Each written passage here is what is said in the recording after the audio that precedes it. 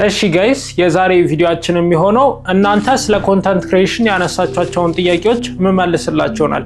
ከዚህ በፊት በዩቲዩብ ኮሚኒቲ ላይ እና በቴሌግራም ቻናሌ ላይ ስለ ኮንተንት ክሪኤሽን ያላችሁን ጥያቄ ጠይቁኝ ብያችሁ ነበር። እዛም ውስጥ በጣም ብዙ ጥያቄዎች ተጠይቀዋል። ከተጠየቁት ጥያቄዎች ውስጥ ግን እኔ አሁን 6ቱን መልስላችኋለሁ ማለት ነው።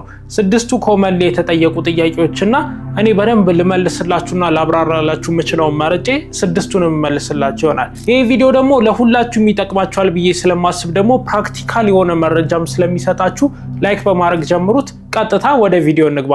የመጀመሪያው ጥያቄ የሚሆነው ገና ልጀምር ነው ምን ያስፈልገኛል ነው ጥያቄው። ገና ልጀምር ነው ምን ያስፈልገኛል? ጀማሪ ስትሆኑ ምንም ነገር አያስፈልጋችሁም። የካሜራ ፖዚሽን ላስተካክልና ልንገራችሁ ቀጥታ ስለሆነ የገባሁት ማለት ነው። አጭር የሆነ ቪዲዮ ነው የሚሆነው።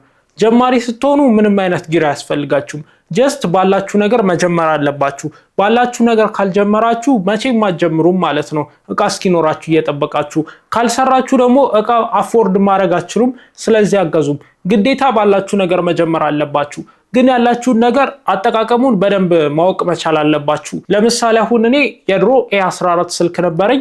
እሱን ስልክ በደንብ አጠቃቀሙን አውቀው ነበር። 50 ሜጋፒክሰል ካሜራ አለው። ስለዚህ ለኮንተንት በቂ የሆነ ካሜራ ነው።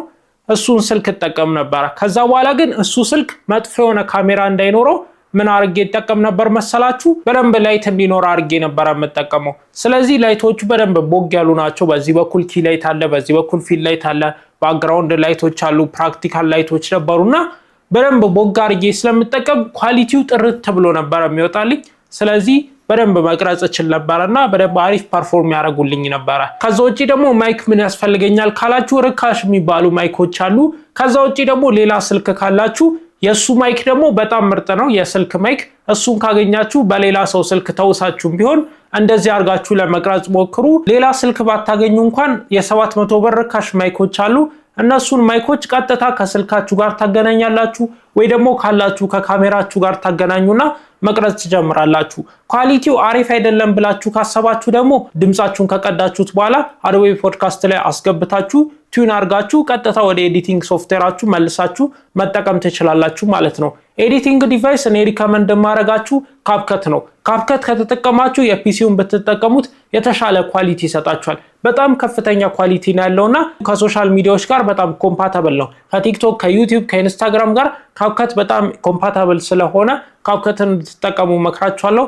ፕሮ ከሆናችሁ ደግሞ በጣም አሪፍ ኤዲቲንግ መስራት የምትፈልጉ ከሆነ ኦብቪየስሊ ወደ ፕሪሚየር ፕሮ፣ ወደ ዳቪንቺ ሪዞልቭ፣ ወደ አፍተር ኢፌክት መሄድ አለባችሁ። በደንብ ኤዲት ማድረግ የምትችሉና ኮንተንታችሁ ኤዲቲንግ በደንብ ዲማንድ የሚያደርግ ከሆነ ወደ እነዚህ ኤዲቲንግ ሶፍትዌሮች መቀየር አለባችሁ ማለት ነው። ከዛ ውጪ የሚያስፈልጋችሁ ነገር የለም። ሴታፓችሁ ኖርማል ግድግዳ መጠቀም ትችላላችሁ።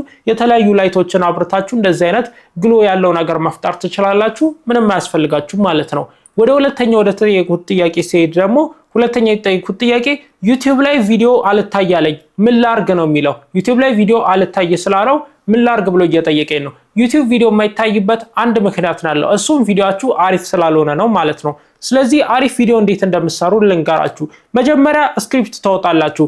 ፎሎወሮቻችሁ የሚፈልጉትን ነገር ነው በዋናነት ስክሪፕት ማውጣት ያለባችሁ። ለምሳሌ አሁን እኔ ኮንተንት ክሪኤሽን ነው፣ ስለ ኮንተንት ክሪኤሽን ነው ይሄን ቪዲዮ። ስለዚህ እኔ ስክሪፕት ሳረግ ስለ ኮንተንት ክሪኤሽን መሆኑን አውቃለሁ ማለት ነው። ከዛ በኋላ ስለ ኮንተንት ክሪኤሽን ሐሳብ አመጣለሁ፣ እጽፋለሁ። ዩኒክ የሆነ ከዚህ በፊት ያልተነገረና ሰው የሚፈልገውን ሐሳብ መርጫ አመጣለሁ። ከዛ በኋላ ቡሌት ፖይንቶችን እዘረዝራለሁ። ለምሳሌ አሁን 4 5 6 ቡሌት ፖይንቶችን ርዕስ አውጥቼ እጽፋለሁ። ከነሱም ውስጥ 3 4 3 4 3 4 እያንዳንዱ 5 6 ኪ ፖይንት ላይ አስቀምጣለሁ። በአጠቃላይ ወደ 20 ነጥብ ምናምን ይኖረኛል።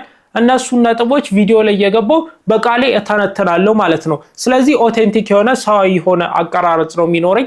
እሱም ሰዎች ይወዱታል። ከዛ በኋላ ከተቀረጽኩ በኋላ ቀጥታ ወደ ምን ልኳለሁ መሰላችሁ? ወደ ካፕከት አስገባለሁ።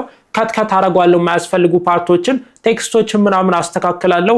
ከዛ ውጪ የሚጨመሩ ቢሮል ኦቨርሌይ ምናምን ካሉ ሹት አርጌም ከትቼም እጨርሳለሁ ማለት ነው። ሳውንዱንም እንደዛ አርጌ ኤዲት አረግና ኤክስፖርት አረጋለሁ። ኤክስፖርት ሳረግ በፉል ኤችዲ ወይ ደግሞ በ4K ነው ማረገው። በ4K ስለምቀርጻው በካሜራ ስለምቀርጽ በ4K ነው ኤክስፖርት ማድረገው። ፍሬም ሬቱ ቪዲዮ ምቀርጸው በ25 ስለሆነ ኤዲት ማድረግበትም ላይ በ25 ፍሬም ሬት ነው ኤክስፖርት ማድረገው። ከዛ በኋላ ቀጥታ ዩቲዩብ ላይ ገብቼ ፖስቷለሁ ማለት ነው። ስፖስት ግን የምከተለው ሁለት ነገር አለ። የመጀመሪያው ተምብኔልን በጣም አሪፍ አድርጌ ለመስራት ሞክራለሁ። እኔ እንኳን ተምብኔል ግራፊክስ ዲዛይን ብዙ አሪፍ ስላልሆንኩ ሚሰራልኝ ሰው አለ፣ እሱን እንዲሰራልኝ ያደርጋለሁ። ከዛ በኋላ ታይትሉን ደግሞ ሰው በቀላሉ አንብቦ ሊረዳውና ሊፈልገው የሚችል ነገር አስብና የሆነች አንድ ሴንቴንስ አስገባለሁ ማለት ነው። ከታይትል በታች ደግሞ ዲስክሪፕሽን ላይ ምን አስገባለሁ መሰላችሁ? ስለ ቪዲዮ ማብራሪያ አስገባለሁ። ከዛ በኋላ ሰዎች ከኔ ጋር ኢንጌጅ ማድረግ ከፈለጉ ቴሌግራም ቻናሌን አስቀምጥላችኋለሁ። ከዛ በታች ደግሞ ይህ ቪዲዮ ለማለማ እንደሚሰራ ለአንድ ለ9 የሆኑ ኦኩፔሽኖች እጽፋለሁ ማለት ነው እዚህ ጋር እንደምትመለከቱት። ከዛ በታች ደግሞ ስለ ቪዲዮ ማብራሪያ ስላሽ እያረኩ እስከ 6 እስከ 9 ድረስ ማብራሪያዎችን እጽፍና እጨርሳለሁ ማለት ነው። ከዛ በኋላ አፕሎድ አደርጋለሁ። አፕሎድ በማድረግበት ጊዜ በብዛት ሰው የሚኖርበትን ጊዜ እመርጣለሁ። እንደዚህ አይነት ነገሮችን ባላምንባቸውላ እንደሚሰሩ አምናለሁ። ስለዚህ ካመንኩ ደግሞ ፐርፎርም ማድረጉ ስለማይቀር እኔ በብዛት አርብ ማታ ነው ፖስቶ። ብዙ ሰዎችም አርብ ማታ ነው የሚፖስቱት፣ ምክንያቱም ብዙ ተመልካች አለ። አልጎሪዝሙ የሚወደዋል መሰለኝ። አርብ ማታ ፖስታለሁ፣ ከዛ በኋላ ፐርፎርም ያደርጋል ማለት ነው። ወደ ሶስተኛው ጥያቄ ስንሄድ ደግሞ ምንድነው መሰላችሁ? በየቀኑ መፖስት አቃተኝ፣ ኮንሲስተንት መሆን አቃተኝ ነው ሶስተኛው ጥያቄው።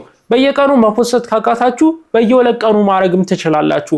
እናንተ እንደሚመቻችሁ አርጋችሁ ከስኬጁላችሁ ጋር አርጋችሁ ኮንሲስተንት ሆናችሁ ለመስራት ሞክሩ። ካለበለዚያ መስራት ካቃታችሁ ማቆም ነው ያለባችሁ። እንዳታቆሙ ደግሞ ስለሚያስፈልጋችሁ ወይ በሁለት ቀን ወይ በ3 ቀን ጋፕ እያረጋችሁ መልቀቅ ትችላላችሁ። ቲክቶክ ላይ ከሆነ በሳምንት 3 ቀን ከፖስታችሁ በጣም በቂ ነው። እኔ ለክላይንቶች የዲጂታል ማርኬቲንግ ስሰራ በሳምንት 3 ቀን ነው ፖስትላቸው፣ በደንብ ፐርፎርም ያደርጋል። ስለዚህ በሳምንት 3 ቀን ለቲክቶክ በቂ ነው ማለት ነው። ለዩቲዩብ ደግሞ ከቻላችሁ 2 ቀን ካልቻላችሁ ደግሞ በሳምንት 1 ቀን እንደኔ በጣም በቂ ነው። ከዛ ውጪ ደግሞ ቪዲዮ መስራቱ ከሆነ ኮንሲስተንት ለመሆን ችግር የሆነባችሁ መስራት ካልቻላችሁ፣ ሐሳብ ማግኘት ካልቻላችሁ ማቆም ነው ያለባችሁ፣ ወይ ደግሞ ተግታችሁ ተማሩበት። እኔ አሁን ስለ ኮንተንት ክሬሽን በየቀኑ ነው ቪዲዮ ማየው ምናምን ሐሳብ ለማግኘት ማለት ነው። ስለዚህ ተማሩና ሐሳብ አግኙ። ከዛ በኋላ እንዴት እንደምትሰሩ እወቁ። ከዛም ግዴታ ኮንሲስተንት ሆናችሁ ለመልቀቅም ሞክሩ ማለት ነው። ወደ አራተኛው ጥያቄ ስንሄድ ደግሞ ምንድነው የሚለው መሰላችሁ? የቪዲዮ ሐሳብ ከየት ላምጣ ነው የሚለው። አሁን የነገርኳችሁ ጥያቄ ነው። የቪዲዮ ሐሳብ ከየት ታመጣላችሁ መሰላችሁ? የተለያዩ ነገሮችን ለማንበብ ሞክሩ። የሆነ ሌተስት የሆነ መረጃ እናንተ ጋር እንዲመጣ ሞክሩ። ለምሳሌ አሁን እኔ ቲክቶክ ላይ ቴክ ስለምሰራ ሌተስት የሆኑ መረጃዎች ወደ እኔ እንዲመጡ ግዴታ ማንበብ አለብኝ። የተለያዩ ስለ ስልክ ስለ ቴክ ምናምን የሚለቀቁ አርቲክሎች አሉ፣ እነሱን አነባለሁ። ከዛ ውጪ ቲክቶክ ላይ አክቲቭ የሆነ ፎር ዩ ፔጅ እንዲኖረኝ አድርጌዋለሁ። ስለዚህ አንድ ፕሮዳክት ሲለቀቅ የመጀመሪያው አንቦክሲንግ ቪዲዮ እኔ ጋር ግዴታ ይደርሳል። ስለዚህ እሱን አይና ምን አዲስ ነገር እንዳለ መለከታለሁ። ከዛ ውጪ ዩቲዩብ ላይ አፕዴትን ለመሆን ሞክራለሁ፣ ሐሳብ አገኛለሁ ማለት ነው። ዩቲዩብ ላይ በተመሳሳይ ስለ ኮንተንት ክሬሽን ቀን ማታ ነው ቪዲዮ ማየው፣ የራሴንም ኮንተንቶች ለማሻሻል ማለት ነው። በዛ ውስጥ ግን ከኔ የባሱ ሰዎች እንዳሉ ስለማቅ እነሱን ለማገዝ እነሱን ለመርዳት ያንን መረጃ እጠቀምበታለሁ ማለት ነው። እኔስ እየሰራልኝም ፕራክቲካል ነገር ስለሆነ ለሰዎች ማመጣው እነሱም ይጠቅማቸዋል። እነሱ ደግሞ ከጠቀማቸው ለብዙ ሰው ይታያል ማለት ነው። አምስተኛው ጥያቄ የሚሆነው ደግሞ ጊዜ አልበቃኝ አለ ነው የሚለው። ጊዜያችሁን ግዴታ አብቃታችሁ መጠቀም አለባችሁ። እኔ አሁን ለምሳሌ ፉል ታይም ተማሪ ነኝ።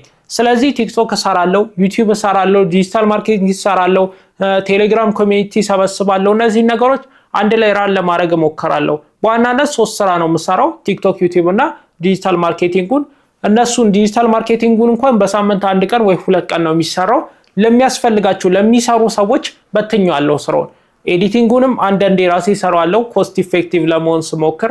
ከዛ ውጪ ግራፊክስ የሚሰራ ካለ በዲጂታል ማርኬቲንጉ ስር ግራፊክ ዲዛይነር አለ፣ ቪዲዮ ኤዲተር ከፈለኩኝ ቪዲዮ ኤዲተር አለ። ከዛ ውጪ ሹት የሚያደርግ ሰው ራሴ ነኝ። ለጊዜው ግን ሹት የሚያደርግ ሰው ካስፈለገኝ ሁላ ሰው ቀጥሬ ማሰራት እችላለሁ። ሞዴሎች ምናምን የተቀጠሩ አሉ።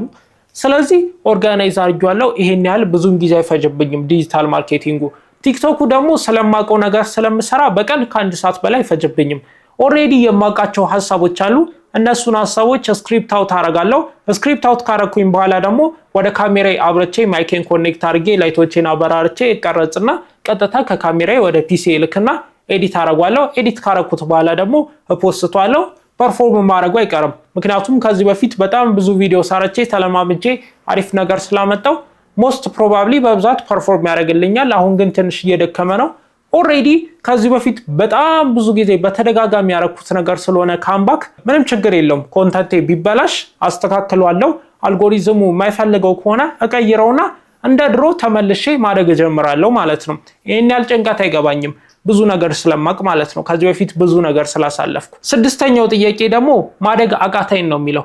ማደግ አቃተኝ አሁን የነገርኳችሁ ነገር ማለት ነው። ከዚህ በፊት በተደጋጋሚ የሆኑ ነገሮችን ስላደረግኩኝ እሱን ነገር ደግሜ አርጌ ካምባክ መስራት እችላለሁ ብያችኋለሁ። ስለዚህ እናንተም ከዚህ በፊት በተደጋጋሚ ፌል አርጋችሁ ሞክሩት። ፌል ባረጋችሁ ቁጥር ከዚህ በኋላ ሰክሰስፉል የመሆን ቻንሳችሁ ይጨምራል። እኔ አሁን 850 ፖስት ምናምን ቲክቶክ ላይ ስፖስት 850 ጊዜ ፌል አርጋለሁ። ስለዚህ ቀጣዩ ላይ ፌል የማድረግ ቻንስ ይቀንሳል። ምክንያቱም በ850 ፖስት ላይ እያንዳንዱን ነገር ፌል አርጋለሁ። ቀጣዩን ቪዲዮ ስሰራ ደግሞ ፌል ላለማድረግ ከፈለኩኝ የ850ውን ቪዲዮ ኤክስፒሪየንስ አምጥቼ እዛ ቪዲዮ ላይ ከተዋለው ፐርፎርም ያደርግልኛል።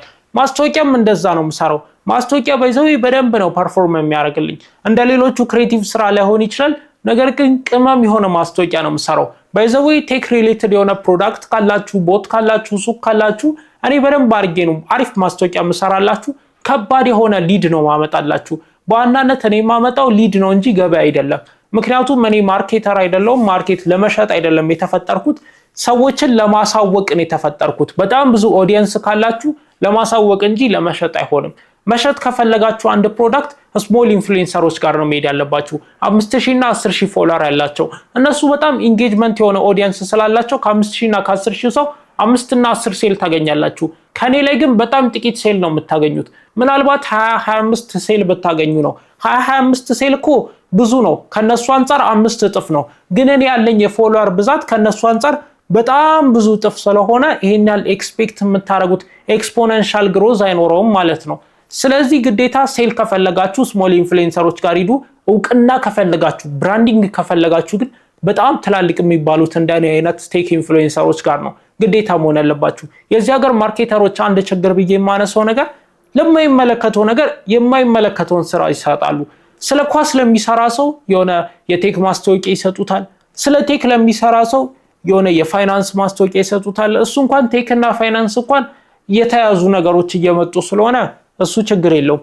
ግን በጣም ጽንፍ የረገጡ ኮንተንቶችን ያሰራሉና ይህንን ነገር የቲክቶከሮቹ ድክመት ነው ብዬ አላስብም። ቲክቶከሮቹ ገንዘብ ማግኘት ይፈልጋሉ፣ ሞኔታይዝ ማድረግ ይፈልጋሉ፣ ከፍተኛ መከፈል ስለሚፈልጉ ይሰራሉ። ነገር ግን ማርኬተሮቹ ለብራንዳቸው አያስቡም። ዝም ብለው ቁጥሩን ብቻ ነው የሚያዩት፣ አናሊቲክስ ብቻ ነው የሚያዩት፣ ለማይሆን ሰው ይሰጣሉ። ነገር ግን ይሄ የተሳሳተ ነው። ወደ ቶፒካችን ስንመለስ ግን አሪፍ የሆነ ኮንተንት ከሰራችሁ ማደግ ትችላላችሁ። ለማደግ ግዴታ የሆነ ልዩ ነገር አያስፈልጋችሁም። ኮንተንታችሁን ቀን በቀን እያሻሻላችሁ ከመጣችሁ የማታድጉበት ምክንያት የለም። ግዴታ ኮንተንታችሁ ግን በየቀኑ ስትሰሩት አንድ ነገር እያሻሻላችሁ። ሚስተር ቢስት 99 ፖስት 100 ፖስት ቪው ላይ ያገኝላችሁ ይችላል። 101ኛው ፖስት ግን ቪው ያገኝላችኋል የሚል የሆነ ፓርት ላይ የተናገራት ንግግር አለች። ስለዚህ እያንዳንዱ ላይ አንዳንድ ነገር እያሻሻላችሁ ሂዱ። ይህም ከሱ ነው በዋናነት የተወሰደው። እያንዳንዱ ነገር እያሻሻላችሁ ሂዱ። እኔ አሁን ስክሪፕቲንግን እያሻሻልኩ፣ ስቶሪ ቴሊንግን እያሻሻልኩ፣ ቪዲዮ አቀራረጽን፣ ኤዲቲንግን እያሻሻልኩ እየመጣው አሁን የተሻለ ክሬተር ሆኛለሁ። እናንተም የተሻለ ከሆናችሁ ማደጋችሁ አይቀርም እና አልጎሪዝሙ የማይፈልገውን ነገር ካስቀራችሁ ማደግ አቃተኝ የሚለውን ጥያቄ ጭራሽ የምታነሱት ጥያቄ አይሆንም። እነዚህን 5 ጥያቄዎች አሁን መልሼላችኋለሁ። አሪፍ የሆነ መልስና ፕራክቲካል የሆነ ኤክስፒሪየንስ ነግራችኋለሁ። ከዛም ውጪ ደግሞ ከቶፒክ ውጪ ስለ ማርኬቲንግ አንዳንድ መረጃዎችንም ሰጥቻችኋለሁ። እንደጠቀማችሁ ተስፋ አደርጋለሁ። እንደዚህ አይነት ጠቃሚ መረጃዎችን ደግሞ በየሳምንቱ አርብ ስለማመጣ የቻናላችን ቤተሰብ ይሁኑ። የዚህ ቪዲዮ መጀመሪያ ላይ ደግሞ ቪዲዮ እንደሚመቻችሁ ስለማልጠራጠር ላይክ አድርጉት ብያችሁ ነበር። አሁን ላይክ እንዳረጋችሁት ሙሉ እርግጠኛ ነኝ። አሁን ላይክ ብታረጉት ቅድም ላይክ ያረጋችሁ ስለሚጠፋ ላይክ እንዳረጋችሁት ይቆይልኝ። የቻናላችን አባል ይሁኑ። እስከምንገናኝ ድረስ ደግሞ ሌላ ጠቃሚ ቪዲዮ እስከምሰራላችሁ የምታድጉበት ጊዜ ይሆንላችሁ። ቻው።